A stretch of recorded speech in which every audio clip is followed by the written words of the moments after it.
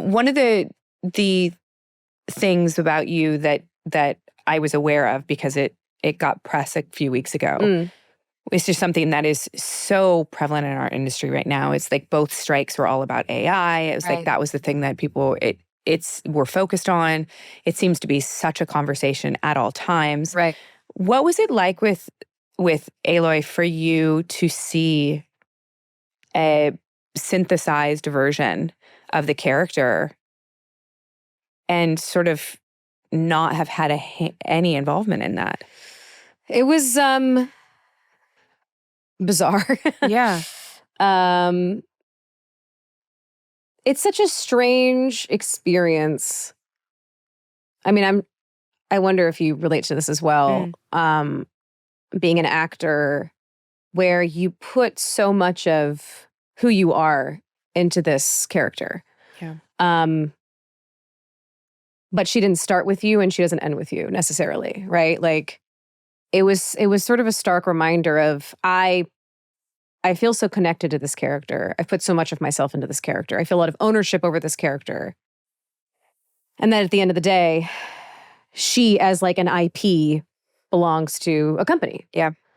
And they reached out to me to say like we didn't use any of your data and it was just for we have no, I forget exactly what they said. It was like it doesn't reflect active development, I think is what they said. Yeah. Like but it is, it was sort of, and why I did that video is like, this is a reminder though, that like, even if that's not my voice and it's not my facial data, it is a character that I'm uniquely associated with.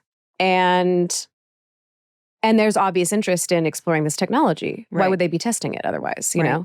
know? And, we've said throughout the entire video game strike, and I think this was true for TV theatrical as well, that like, it's not an ask for a moratorium on AI. There isn't a desire to stop people from using a technology that could be useful. Right. I've talked to game developers that are like, it could make our workflow a lot easier. I'm like, amazing, great. Yeah. I love that for you. I would love for your workflow to be easier. The thing that we're scared of and that we're fighting against is this idea that we could possibly be replaced. Yeah. Wholesale, And I think there's some skepticism that like that would ever completely happen. But I think I think there are a lot of developers that like working with actors and they know what actors bring and they have no interest in fully replacing them. I do think there are developers that would try. Yeah. For cost saving or because they want a very specific thing. And, for me, any strike or any labor action, anything that a union does is to protect the most community that it can, It's to help people. For me, the big thing is like, I want this job to exist for people coming up. And a lot of my earlier work was in games where I was just doing little call outs and little barks, Right. like I would do 50 lines in a game or something. And that is the kind of thing that I worry about being replaced. Yes. And that's how people cut their teeth. That's how they meet people. That's how they learn how to be in a booth. That's how they learn to take direction, are those gigs. Yeah. And so if you don't have those, then how are we going to get our next great performers in this space if they don't get to have that experience?